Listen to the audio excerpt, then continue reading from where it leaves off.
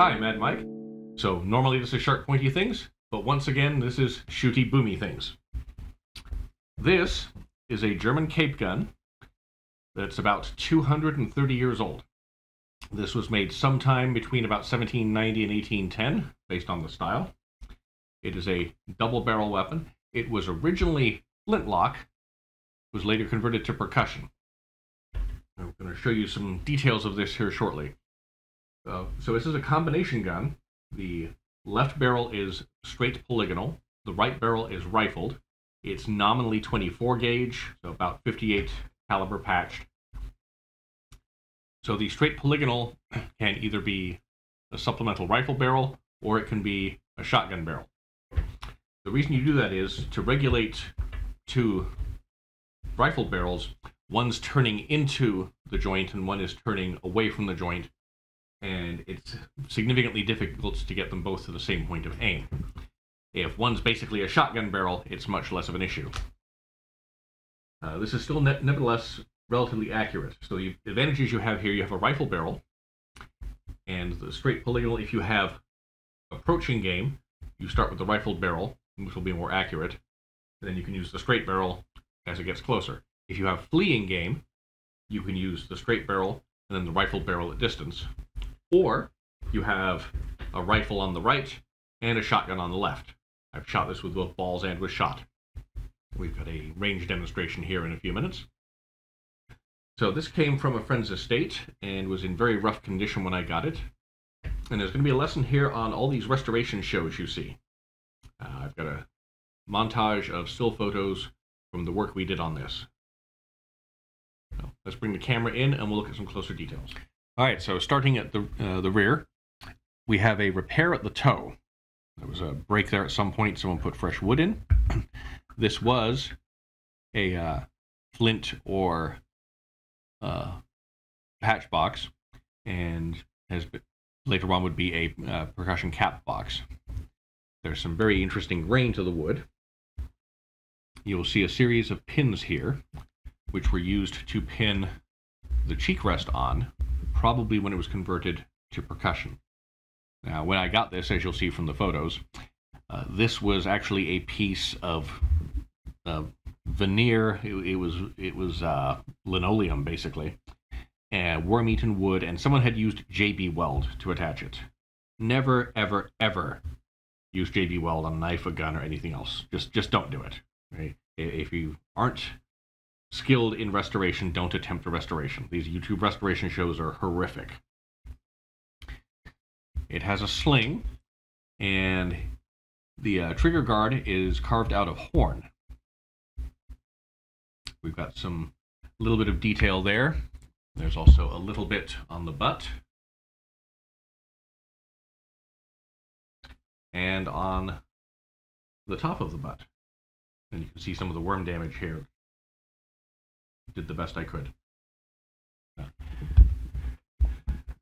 Now on top, it was converted to percussion. It has hammers and nipples, but this is an original hammer, and this at some point was a replacement hammer. It's not as well made.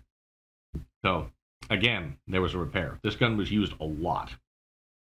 There's a minimal amount of decoration here and the base of the barrel. These are two separate breech plugs, and I might be able to dismount the barrels and show those. And they are very, very tight in there.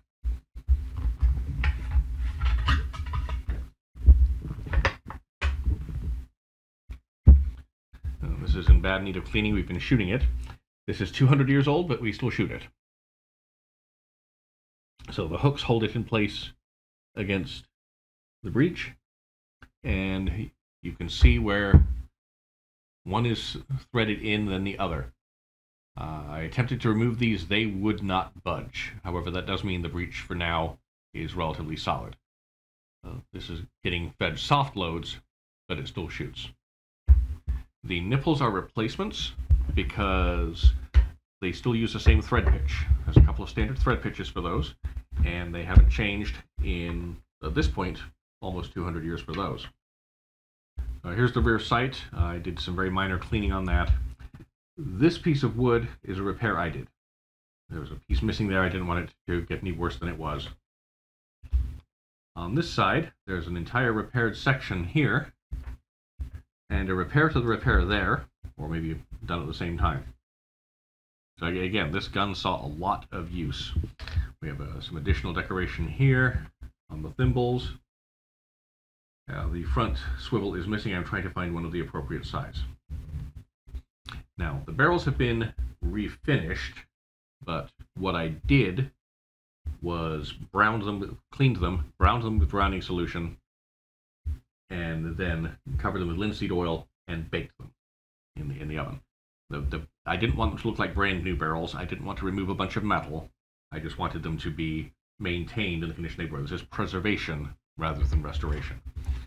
Something like this, there really isn't a way to do a lot of restoration. It is what it is, and it should stay that way.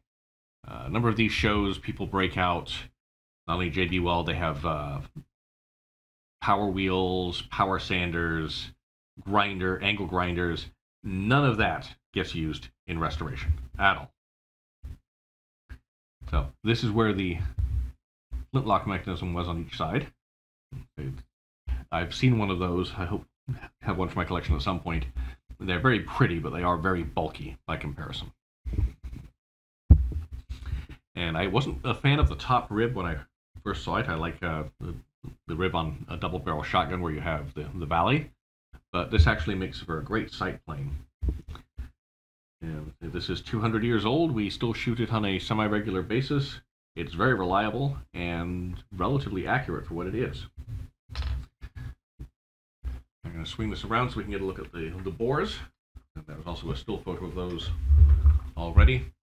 The left bore, you'll see, is polygonal, but it's straight. The right bore is clearly rifled.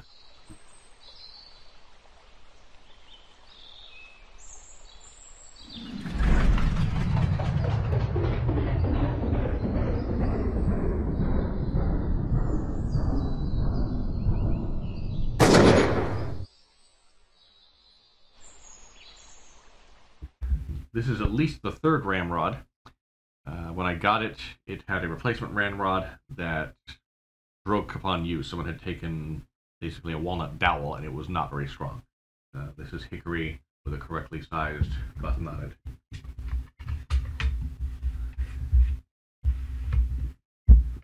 it. Now, this does not have any maker's marks, proof marks, or anything. Those were not common at the time. And we'll do an episode later on covering some of the proof marks in that. A mistaken notion you will hear all the way through with more modern firearms is that it was a guild gun. This is a myth that has grown up, that the guilds would have the apprentices put guns together and then sell them off to fund the guild operations. This is not, there is no such thing. Some guns are marked, some aren't. Just like some Japanese swords are signed, some aren't. If there was only one smith in the area, there was no need for him to sign his work. Everyone knew who he was.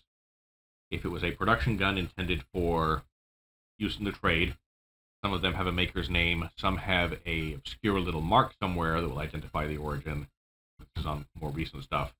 And some are completely plain Jane and unmarked. These days, everyone puts their brand on everything. That was not always the case in the past. So one other little issue with this when I first got it, I poured oil into the bores and both clean them and to let it drain through, and nothing happened on the left bore because there was a load stuck inside it. There was a patch ball and powder that hadn't ignited. There'd been a fizzled cap. What I had to do was pull the nipple, pour in some additional priming powder, recap it, and discharge it to clear the bore out. But it had been loaded probably at that point for 40 years, and it still shot. Properly sealed, they're actually fairly weatherproof. And anytime you acquire something like this, make sure you check the bores first, because just because there's no cap doesn't mean there isn't a loaded bore. There have been accidents from this. But, thank you for joining me on this. There'll be occasional other firearms, more knives as we go. And that's it for this episode.